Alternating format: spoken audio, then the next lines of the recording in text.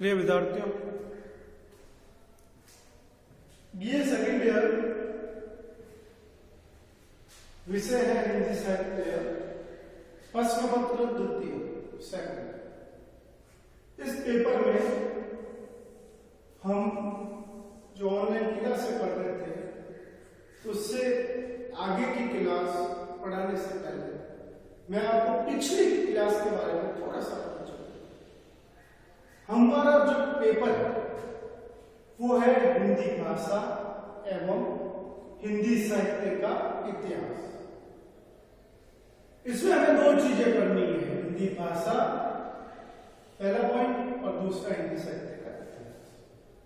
हिंदी भाषा पढ़ने के उपरांत हम हिंदी साहित्य का इतिहास पढ़ रहे हैं जो मुख्यतः 4 भागों में विभाजित है।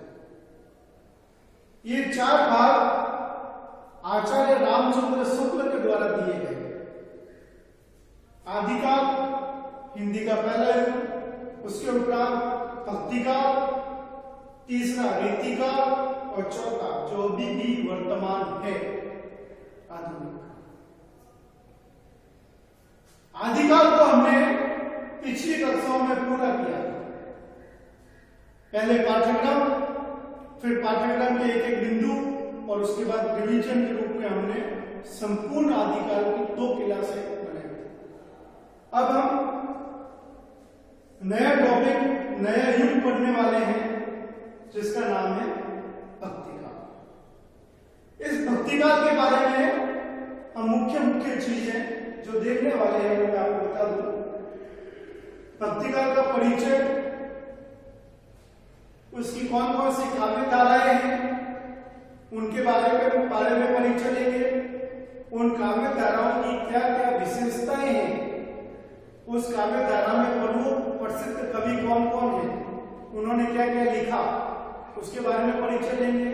और फिर जैसे कि हमने आदिकाल को रासो, धार्मिक और लौकिक 3 भागों में बांटकर वापस से उन सबको मिलाकर प्रवृत्तियां बनाई थी, वैसे ही हम भक्तिकाल की विभिन्न काव्य धाराओं को बांटेंगे, फिर एक करके भक्तिकाल की प्रवृत्तियां बनाएंगे। यहां पर हमें ध्यान रखना है कि भक्तिकाल की जितनी भी काव्य धाराएं हैं उन सबको अलग अलग ढंग से हमें परिचय लेना है, बड़े व्यापक पैमाने पर पढ़ना है, उनकी विशेषताओं को देखना है। तदुपरांत हमें उन सब विशेषताओं को एक जगह इकट्ठा करके भक्तिकाल की काव्य विशेषताएं या प्रवृत्तियां बनानी है। भक्तिकाल हिंदी साहित्य का स्वर्ण युग कहा जाता है जो शांति और सामाजिक समरसता का संदेश देता है।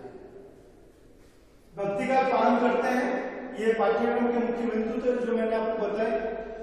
सर्वप्रथम हम भक्तिकाल का नामकरण लेते हैं। भक्तिकाल नामकरण के साथ एक और नामकरण आचार्य रामचंद्र शुक्ल द्वारा दिया गया।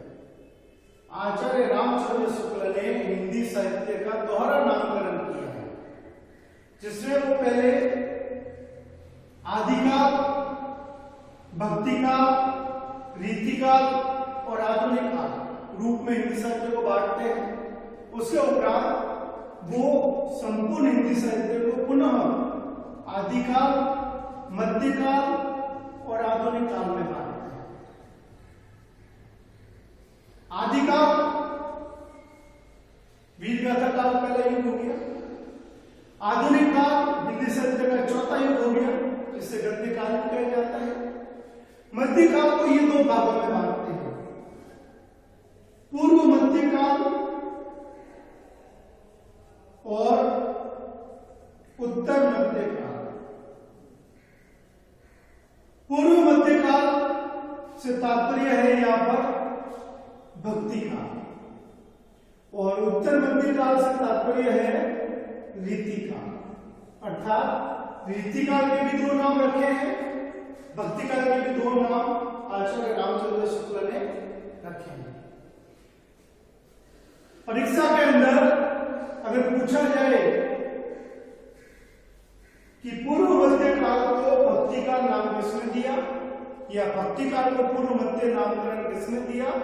तो आंसर होगा आचार्य रामचंद्र शुक्ल। पुस्तक का नाम है हिंदी साहित्य का इतिहास, प्रकाशन है 1929 एवं 1940। नामकरण आचार्य रामचंद्र शुक्ल द्वारा किया गया। अब हम समय सीमा की बात करते हैं। तो हमने देखा 1050 से 1375 विक्रम संवत, ये था हमारे आदिकाल का समय, यानी 993 से 1318 ईस्वी। ये पहला युग था। 1375 विक्रम पे आदिकाल समाप्त हुआ, तो 1375 में प्रारंभ हुआ भक्ति काल, जो एक लंबी समयावधि का काल रहा। ये चला 1700 विक्रम संवत तक, अर्थात 1318 ईस्वी से लेके 1643 ईस्वी तक हमारा भक्ति काल चलता है। और ये समय सीमा विक्रम संवत में और ईस्वी संवत में बताने वाले हैं आचार्य रामचंद्र शुक्ल। नगेकर, जो हिंदी के बहुत ही प्रखंड विद्वान हैं, वो अपनी पुस्तक हिंदी साहित्य का इतिहास के अंदर इसका थोड़ा सा विभाजन कर देता है। वो कहते हैं 14वीं शताब्दी की आदि अवस्था से भक्ति का प्रारंभ होता है। तो भले आप 1375 विक्रम माने, 1318 ईस्वी माने, या नगेकर द्वारा स्थापित मान्यता 1350 ईस्वी, कोई भी समय सीमा आप लिखें वो सर्वमान्य है, लेकिन मुख्यतः शुक्ल द्वारा जो समय दिया गया वो ही प्रचलित है। फिर हम बात करते हैं परिस्थितियों की। आदिकाल में हमने देखा कि परिस्थितियां 5 तरह की हमें मिली है। पहली राजा पर केंद्रित राजनीतिक परिस्थिति, दूसरी समाज पर केंद्रित सामाजिक परिस्थिति, तीसरी समाज की संस्कृति पर आधारित सांस्कृतिक परिस्थिति, फिर राजा का धर्म, प्रजा का धर्म, समाज में प्रचलित धर्म को लेकर धार्मिक परिस्थिति, फिर साहित्य, कौन कौन सी भाषाओं में लिखा जा रहा है उसको लेकर साहित्यिक परिस्थिति। ये परिस्थितियां समय के साथ प्रारंभ होती है और युग की समाप्ति तक चलती रहती है, अलग अलग रूपों में। आदिकाल में हमने देखा कि हिंदू राजा के स्थान पर मुस्लिम राजा की स्थापना हो चुकी है। राजनीतिक दृष्टि से भक्ति काल का विश्लेषण किया जाए, अध्ययन किया जाए, तो हम देखेंगे कि राजा जो है वो मुस्लिम है, प्रजा भले ही बहुत संख्यक हिंदू हो लेकिन राजा मुस्लिम है। संपूर्ण भक्ति काल में मुस्लिम राजा ही रहा है, लेकिन इस मुस्लिम राजा की विशेषता यह है कि ये कभी तो हमें कठोर दिखाई देता है और कभी हमें उदारवादी दिखाई देता है। अर्थात हम यहां पर बात करते हैं गुलाम वंश से लेकर खिलजी वंश तक की।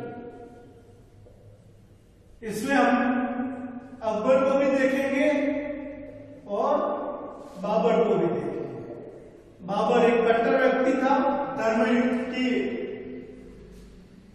प्रचलित किंवदंती आपने सुनी होगी, जबकि अकबर एक सौहार्दपूर्ण वातावरण कायम करने में लगा हुआ था, दीन इलाही धर्म चलाया था। राजनीतिक दृष्टि से भक्ति का बहुत उथल पुथल का समय रहा। कुछ लोग धर्म परिवर्तन का कार्य कर रहे थे, कुछ लोग उदारवादी दृष्टि से काम चला रहे थे। सामाजिक परिस्थिति से देखें तो समाज अंग्रेजों के आने के पहले तक 2 भागों में ही रहा, अमीर और गरीब, अर्थात उच्च वर्ग और निम्न वर्ग। सांस्कृतिक के हिसाब से देखें तो जब मुसलमान पहले पहर आदिकाल में भारत में आते हैं तो भारतीयों से, हिंदुओं से उनके काफी लड़ाई झगड़े, मान्यताएं, संस्कृति अलग होने के कारण संघर्ष, द्वंद्व की स्थिति बनी रहती है। किंतु जब भारत में वो स्थायी रूप से निवास करने लग जाते हैं, लंबे समय तक राज सत्ता का उपभोग करते हैं, तो प्रजा उनके रहन सहन, खान पान से प्रभावित होती है। ये दौर समन्वय का दौर रहा, जिसमें मुस्लिम संस्कृति को अपनाया, खान पान रहन सहन के मामले में। और मुसलमान भी हिंदुओं से कई सारी चीजें सीखते हैं, यहां तक कि वैवाहिक संबंध भी स्थापित होते हैं मुस्लिमों द्वारा हिंदुओं में। फिर बात करें हम धर्म की, जो जैन और बौद्ध धर्म हमने आदिकाल में पढ़े थे वो इस दौरान मृत प्राय हो जाते हैं, लुप्त प्राय हो जाते हैं। अब मुख्यतः दो ही धर्म है, हिंदू और इस्लाम यानी मुस्लिम धर्म। इस्लाम भी कई भागों में विभाजित रहा, हिंदू भी कई भागों में विभाजित रहा। ये दोनों धर्म अब आपस की लड़ाई छोड़कर एक ऐसी मार्ग पर चल चुके हैं जहां पर मानवता का पाठ पढ़ाया जा रहा है।